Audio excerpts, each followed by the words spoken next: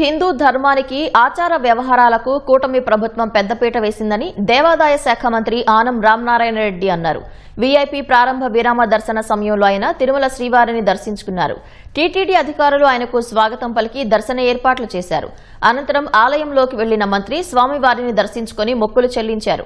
దర్శన అనంతరం రంగనాయకుల మండపంలో పండితులు ఆశీర్వచనం చేసి స్వామివారి తీర్థప్రసాదాలను అందజేశారు.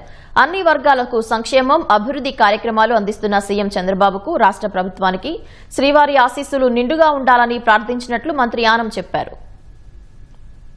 ఈరోజు ఆంధ్రప్రదేశ్ రాష్ట్రంలో హిందూ ధర్మానికి, సనాతన ఆచార వ్యవహారాలకి పెద్దపీట వేసినటువంటి నేటి కూటమి ప్రభుత్వం నాయకత్వం శ్రీ నారా చంద్రబాబు నాయుడు గారు అనేక అభివృద్ధి సంక్షేమ కార్యక్రమాలు తన ప్రభుత్వం గుండా ప్రతి వర్గానికి అందించే క్రమంలో ఆ దేవదేవుని యొక్క ఆశీస్సులు కూడా మా ప్రభుత్వానికి, మా ముఖ్యమంత్రి గారికి ఉండాలని చెప్పి కోరుకోవడానికి కుటుంబ సమేతంగా స్నేహితులు అందరం కలిసి ఇక్కడికి రావడం జరిగింది.